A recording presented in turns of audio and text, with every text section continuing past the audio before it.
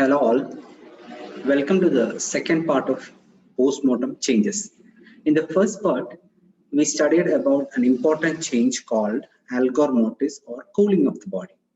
In this session, we are learning two of the most important earliest changes that happens after the death of a body, that is livor mortis or postmortem staining and rigor mortis or the changes that occur in the muscles. First, we are learning about postmortem lividity or livor mortis. The other names for postmortem lividity are cadaveric lividity, cadaveric staining, hypostasis, subcutaneous hypostasis, vibisis, suggelation, and darkening of body. So there are several synonyms for postmortem lividity or livor mortis. Regarding the definition of postmortem lividity, it says that as dead body behaves like an inert substance, therefore there is gravitational flow of blood to the dependent parts of the body, which causes stagnation of blood in the toneless, dilated capillaries, resulting in bluish purple staining of these parts. So basically, postmortem lividity or postmortem staining is due to the gravitational flow of blood to the dependent parts of the body, which causes stagnation of blood in the toneless and dilated capillaries, which in turn stain the capillaries, uh, resulting in the bluish purple staining of these dependent parts. So now we have to study about the site of postmortem lividity. As postmortem lividity occurs on the dependent parts of the body, therefore the site depends upon the position of body after death. Then in a supine body, the postmortem lividity is seen on posterior aspects of the body, and in case of hanging, the postmortem staining is seen all around the distal half of upper and lower limbs, otherwise known as glove and stocking pattern. Now we can see a picture. The body is in supine position, so the dependent part is over the back side, so lividity appears on the back. In case of prone position, the dependent part is the front area, so lividity occurs over the front area. Then in case of lateral position, the formation of lividity depending upon the side, that is left or right. In case of drowning, the head being the heaviest part, the head becomes the dependent part, therefore lividity is seen all over the upper half of the body. But in case the body is drowned in running water, the body will be continuously changing its position, so no fixed state, so no lividity occurs. Also, no lividity will be seen on pressure points of the body, which is known as contact pallor. You can see contact pallor in this picture. The white area is the area devoid of postmortem lividity, or it is called as contact pallor, mostly seen on the pressure points.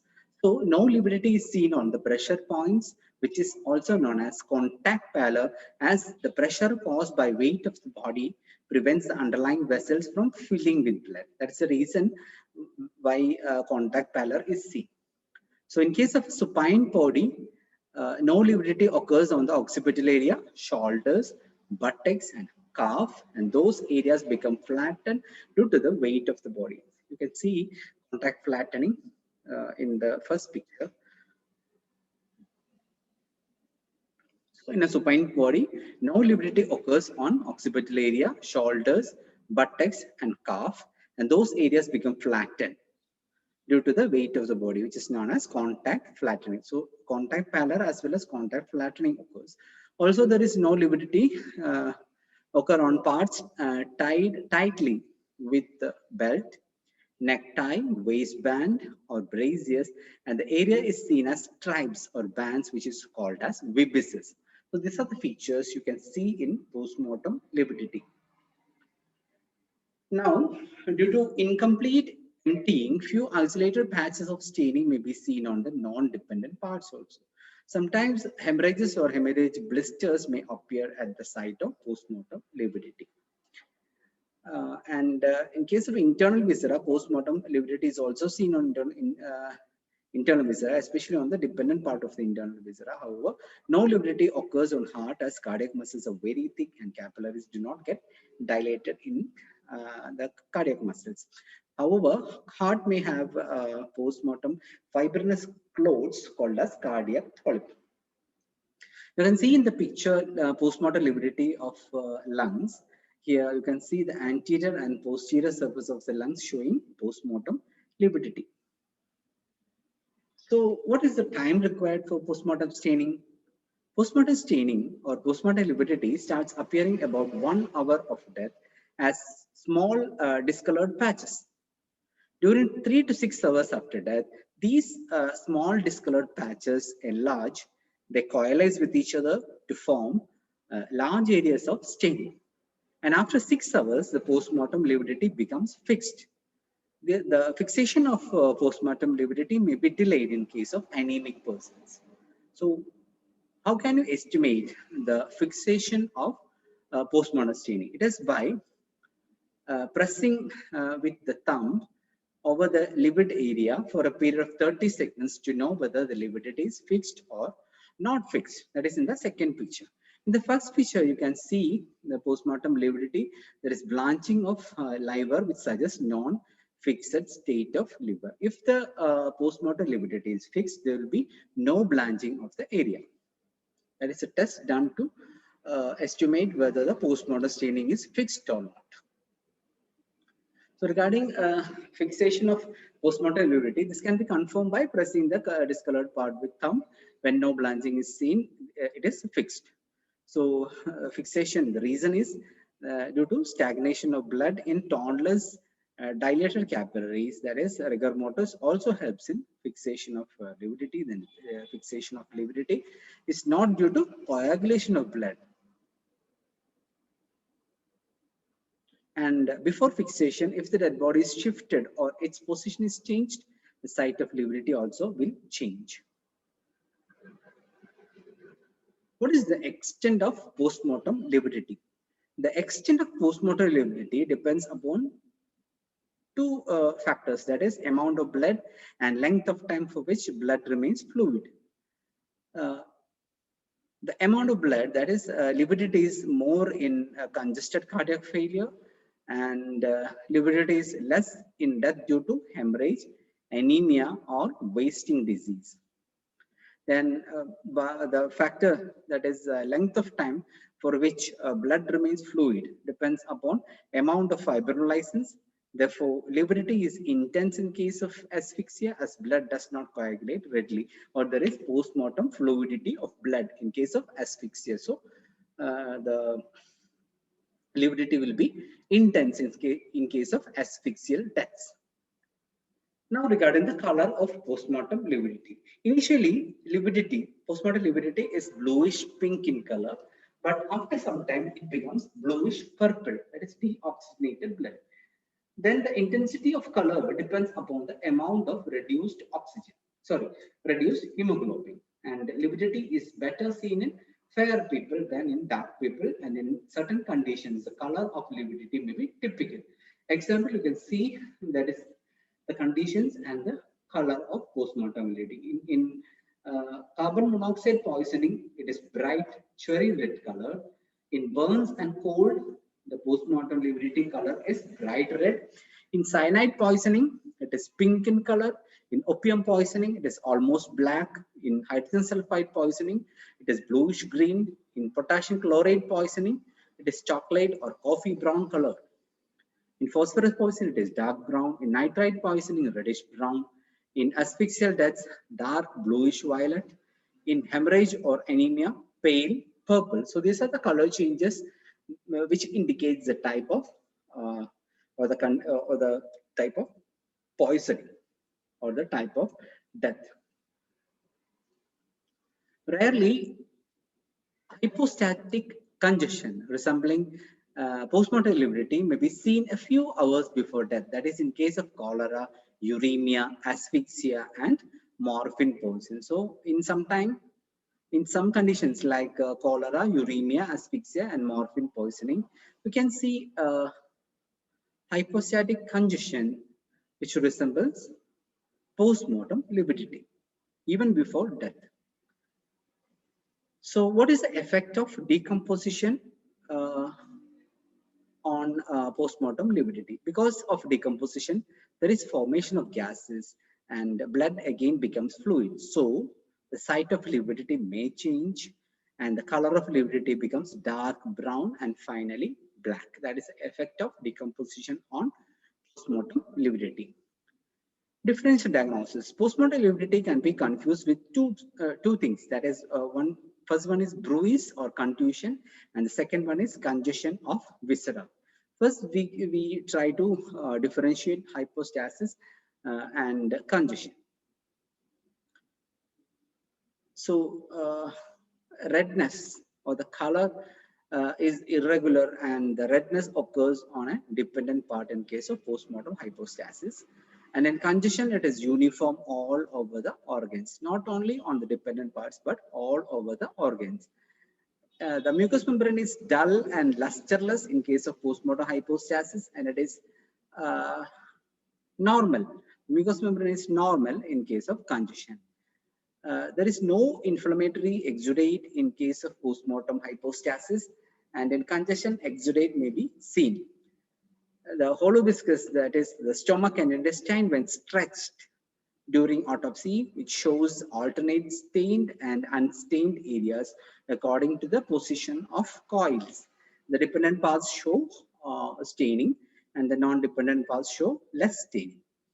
But in congestion, the hollow viscous like stomach and intestine show uniform staining. These are the four factors which have to differentiate postmortem hypostasis and congestion. Now we'll try to differentiate between postmortem hypostasis and bruise. So hypostasis is due to the distension of vessels with blood in the dermis, and bruise is developed due to the rupture of vessels, which causes extravasation of blood, which may be superficial or deep. Postmortem hypostasis occurs over an extensive area of the most dependent parts. So hypostasis, the site of occurrence of hypostasis is mainly the dependent parts. In case of bruise, the size, it occurs at the site and surrounding the injury, and it may appear anywhere. It is not dependent on the dependent or non-dependent parts, but bruise can occur anywhere surrounding the injury. There is no elevation of involved area or no elevation or swelling of the involved area in case of postmortem hypostasis. But in case of bruise, the involved area is swollen because of extravasated blood and edema. The epidermis is not abraded in case of postmortem hypostasis, but in case of bruise, it may be abraded. The margins are clearly defined in case of postmortem hypostasis, but in case of bruise, the margins merge with surrounding areas. Color of hypostasis may vary uniformly. It is bluish purple in color, but it may vary depending upon the type of death due to poisoning. In case of bruise, all bruises are of different color due to the formation of different type of pigments like hemosiderin, hematoidin, bilirubin, etc. But fresh bruises may appear more intense than the adjacent hypostatic area. Now, regarding the most important test to differentiate postmortem hypostasis and bruise, that is incision test. And on incision, blood is seen in blood vessels, which can be easily washed away in postmortem hypostasis. And in case of bruise, it shows extravasation of blood into surrounding tissues, which is firmly clotted and cannot be washed by gentle stream of water. Subcutaneous tissues are deep reddish black in color. The effect of pressure on hypostasis, that is absent in areas of body which are even under slight pressure, that is contact flattening and contact pallor. Then in case of bruise, it will light over the area of pressure or support, but bruise will be present in the pressure areas also. So these are the points by which we can differentiate postmortem hypostasis and bruise. Now, what is the medical legal importance of postmortem lividity? So postmortem lividity is a sure sign of death, and it helps us to know the time since death, and it helps us to know the position or posture of dead body while the postmortem staining is fixed. And if the body is shifted in first 6 hours, that is the position of a body if changed, it can also be known. And sometimes cause of death can be known due to some peculiar distribution, like in case of hanging and drowning, or due to some color changes in case of death due to some poison. There can be various color markings on dead body due to various reasons. They can be antemortem in origin, post-mortem in origin, or due to artificial things. So the antemortem color markings may be due to trauma, like bruises and traumatic asphyxia. It can be due to asphyxia, that is cyanosis. So there will be bluish, violet or purple discoloration. And due to inflammation, there is congestion in organs or the skin. And due to emboli, mainly fat embolism, makes some color changes on the dead body. Physical factors like exposure to severe cold and heat also cause color markings on dead body. If the color markings are due to postmortem origin, maybe due to hypostasis, putrefaction, poisoning due to hydrogen cyanide, carbon monoxide, nitrates, chlorides, etc. The artificial causes for color markings on dead body include paints, grease, dust, mud, cold, blood, semen, etc. The cause of the coloration can be determined by the pattern of color distribution, shape, relationship of clothing, etc. Nowadays, it is a practice by keeping cadavers in refrigerating chambers for the relatives from long distance to come and see their respective relatives. So, if the body is refrigerated soon after death, the onset of rigor mortis is delayed. This is the usual finding.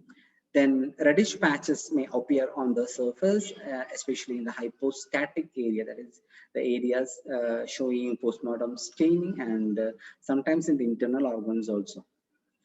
The blood is bright red, and injuries like abrasions and contusions become prominent. And the tissues are dehydrated, and it may become hard also. This is the effect of keeping cadavers in refrigerating chambers.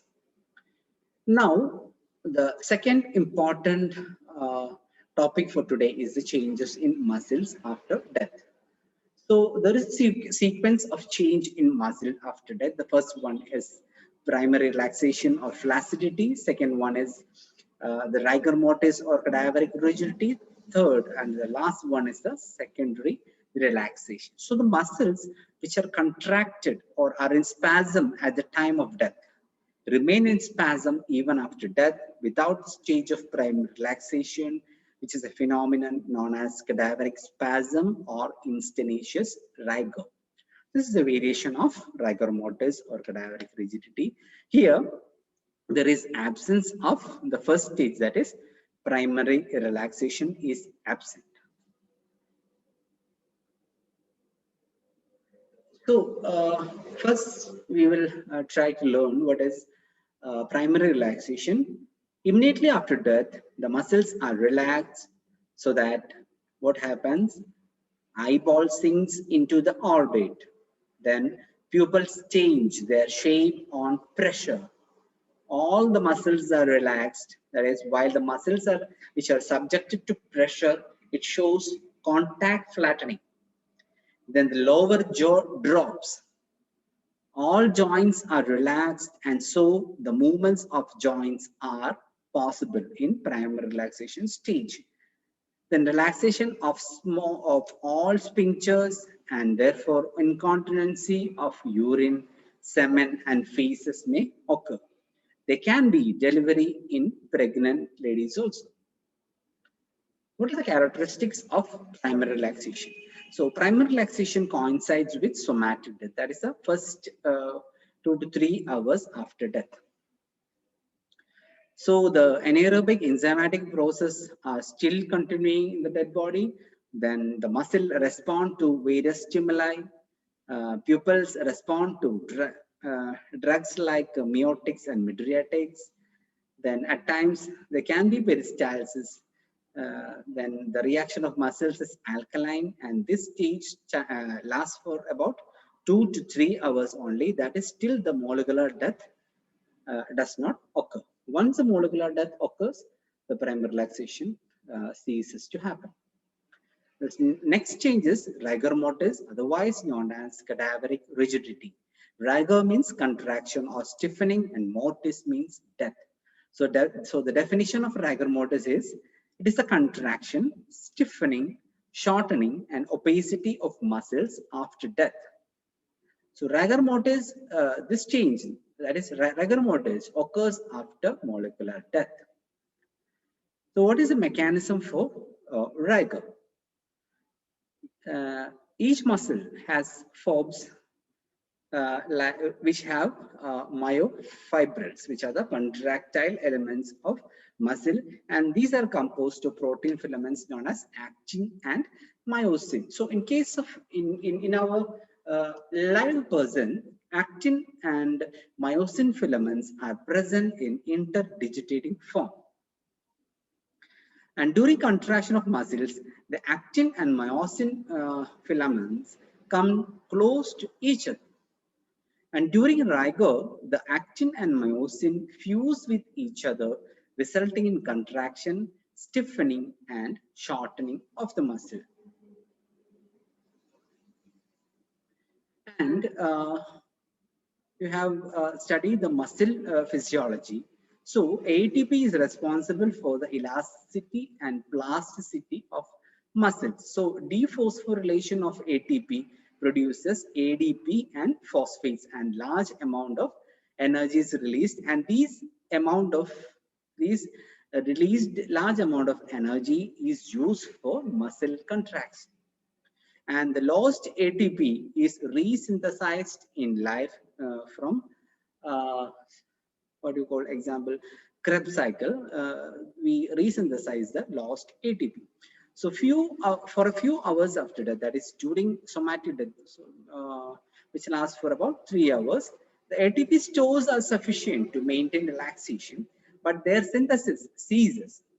Their synthesis means ATP synthesis ceases after death, and the ATP stores, if reduced below 85%, the rigor mortis starts, and at below 15% of normal, the results fusion of actin and myosin to form actomyosin. You can see in the third picture in rigor mortis, there is fusion of actin and myosin fibers to form actomyosin. It's a gel, and this results in the opacity of muscle. This is the basic physiology behind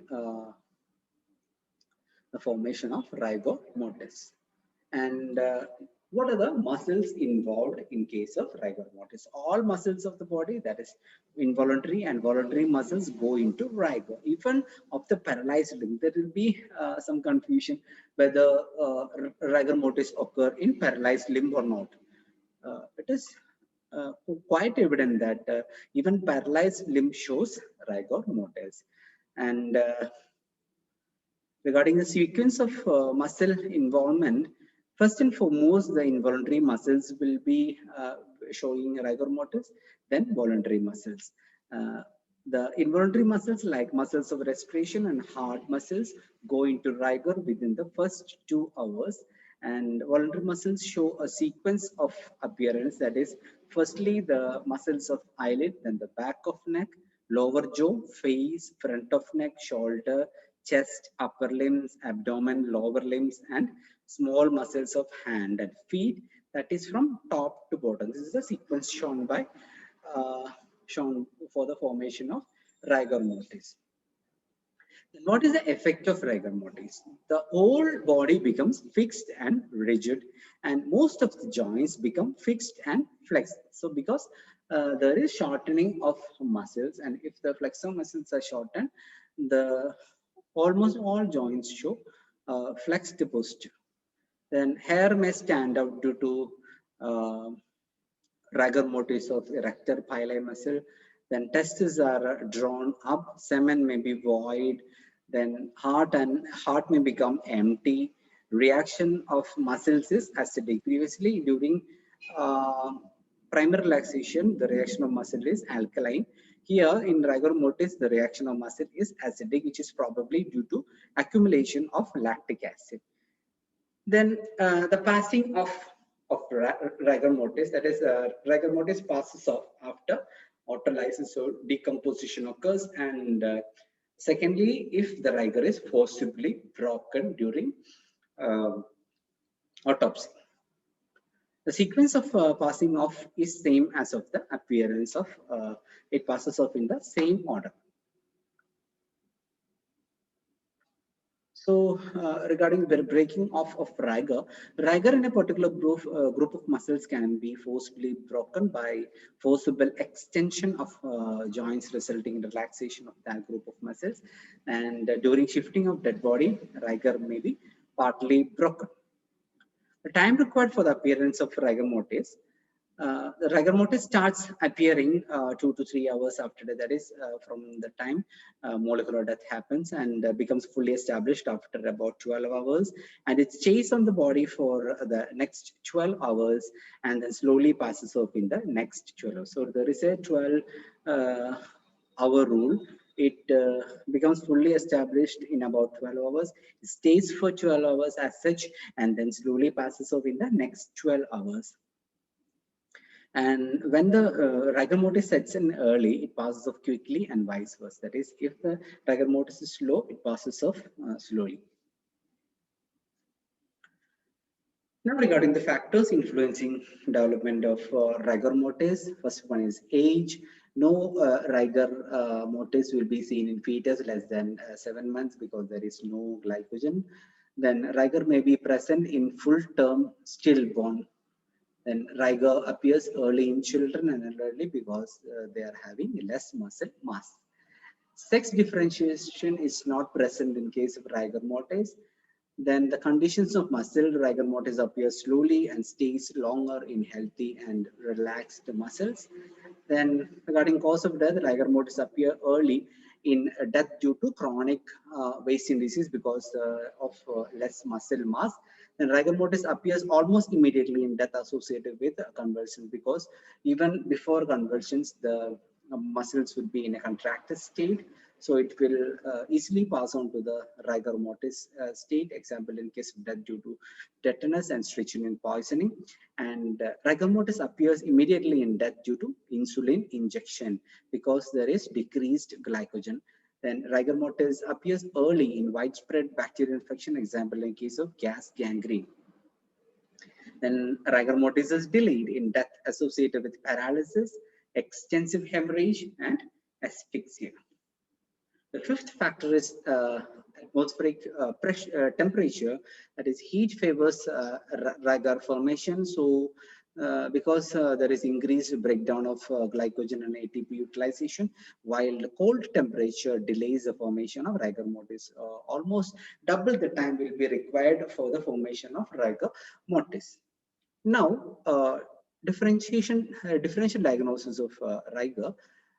Rigor mortis may be confused with four things, that is cold stiffening, heat stiffening, putrefaction or gas stiffening, then by cadaveric spasm.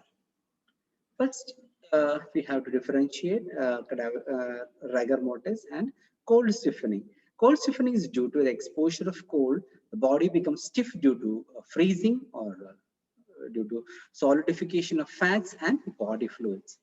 So how to differentiate cold stiffening from rigor mortis? In cold stiffening, the temperature is usually sub-zero. So sub-zero temperature is essential for cold stiffening. And on pressing the part which showed cold stiffening, crepitations will be heard. And on warming the part, the affected part, the cold stiffening disappears due to the melting of solid fat and fluids.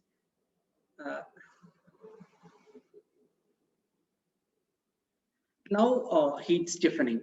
In body exposed to extensive heat, that is usually above 65 degrees centigrade, there is a stiffening and flexion of all joints known as pugilistic or boxers or defensive posture due to the denaturation and coagulation of proteins. So the reason for heat stiffening is the denaturation and coagulation of muscle protein due to extensive heat, and the reason for cold stiffening is due to the freezing of fats and body fluids. So heat stiffening occurs in both antemortem and postmortem burns. Then how to differentiate heat stiffening? In heat stiffening, the laboratory examination shows altered protein, that is muscle protein, we can establish by laboratory examination. And in heat stiffening, this is more intense than rigor mortis and therefore much more difficult to break. Then after a few hours, rigor mortis passes off, but heat stiffening will be permanent because there is the muscle proteins denatured and coagulated. Then other heat injuries are also present, and maybe the body may be in pugilistic attitude or boxer's attitude.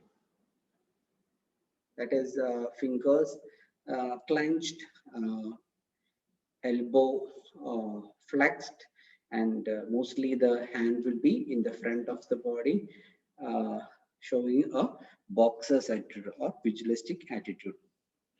This is the pugilistic attitude. You can see the picture of both hands in front showing a defense attitude.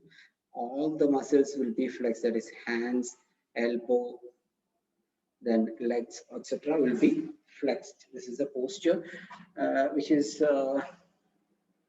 assumed by the boxers or defense posture. Next is about putrefactive stiffening or gas stiffening. This is mainly seen in case of decomposition, and during decomposition, the body parts becomes rigid because of the collection of gases in subcutaneous tissues and the pressure exerted by these gases. And these are the differentiating features. Because it is due to decomposition, other signs of decomposition are also present. Then on pressing the part, repetitions will be present or evident. Then on incising, putrefactive rigidity disappears due to release of gases, because the stiffening is mainly due to gas. So if we incise the area, the gases will be released and the putrefactive rigidity disappears. Next is cadaveric spasm. This is a very frequently asked question in university examinations. Cadaveric spasm is also otherwise known as instinaceous rigor. Definition: instinaceous rigor or cadaveric spasm is defined as a condition wherein a group of muscles which were in contraction or spasm at the time of death continue to be in spasm even after death without the stage of primary relaxation. Therefore, this stage, that is cadaveric spasm, preserves the attitude of the person at the time of death. Some preconditions are required for the formation of cadaveric spasm. That is, the type of death should be sudden somatic death, then a group of muscles in contraction or spasm at the time of death. That is, in case of extreme activity of a particular group of muscles, it goes into contraction or spasm. Then there should be extensive physical and emotional activity at the time of death. Mechanism is actually not known till now, and usually the muscles involved are the muscles which were in activity at the time of death, which goes into spasm. Therefore, the spasm is usually present in hands, but rarely whole body may be in spasm. Usual presentation is in hands. So after 2 to 3 hours, the cadaveric spasm changes into rigor, which disappears after decomposition. Then breaking off of the cadaveric spasm is almost impossible to break the spasm, and time required for the spasm is instantaneous or immediately the spasm results after death. What is the effect of cadaveric spasm on the muscles? And if the muscles of hands get into instantaneous rigor, the item held in hand at the time of death remains tightly clenched in hand even after death, and it is almost impossible to remove it. Example, in case of suicide, the weapon remains tightly held in hand like a knife. In case of suicidal cutthroat, in case of what you call stabbing, or in case of shooting, the weapon, that is the gun, will be tightly held in hand even after death. In case of homicide involving struggle, the hair or a piece of cloth of assailant remain tightly held in the hand of victim. You can easily remember the torn piece of cloth which is present in T.G. Ravi's hand in Georgetten's Puram. And in case of death due to drowning, plant, stone, or sand may be tightly held in hands. Sometimes sand may be present under the nails, so finger scrapings will be necessary during autopsy to establish this fact. And sometimes fingertips may be abraded also. If a soldier is killed in battlefield, the spasm may be in his whole body. How to differentiate between rigor mortis and cadaveric spasm? This is also usually frequently asked question. So rigor mortis occurs in the first 2 to 3 hours after death, that is during molecular death, and instantaneous rigor occurs immediately, that is during somatic death. And rigor mortis is preceded by primary relaxation. There will be no primary relaxation in case of instantaneous rigor. Rigor mortis occurs in all types of death, but instantaneous rigor occurs in only sudden somatic death. There are no preconditions for rigor mortis. Almost all body shows rigor mortis. Then in case of instantaneous rigor, there are certain preconditions which are essential, like sudden somatic death, a group of muscles in spasm at the time of death, and extreme emotional and physical activity. And rigor mortis occurs due to depletion of glycogen, and so non-availability of ATP occurs. And instantaneous rigor mechanism is not known. And all muscles are involved in case of rigor mortis, and only a group of muscles are involved in instantaneous rigor. Stiffness is moderate in rigor mortis. It is intense stiffness in case of instantaneous rigor. Rigor can be broken by force, but it is almost impossible to break spasm. Then rigor stays for about 24 hours, and instantaneous rigor stays for about 2 to 3 hours and is then replaced by rigor mortis. And rigor mortis is succeeded by second relaxation, and instantaneous rigor is succeeded by rigor mortis after 2 to 3 hours. Reaction of muscles is acidic in rigor mortis and alkaline in instantaneous rigor. The medical importance of rigor mortis is that we can know the time since death by studying rigor mortis, and in case of instantaneous rigor, we can study the manner of death and also the identity of assailant in homicide. So, what is the medical legal importance of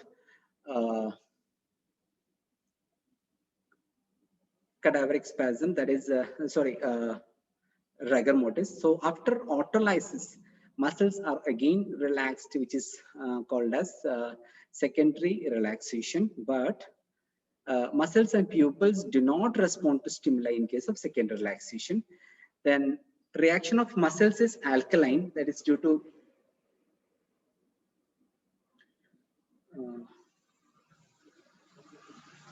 the reaction of muscle is again alkaline. So during rigor mortis, during primary relaxation, it is alkaline. During rigor mortis, it becomes acidic, and it again becomes alkaline during second relaxation. And the alkalinity is due to the lysis of protein and formation of ammonia, and other signs of decomposition are also present. So this concludes the part 2 of postmortem changes.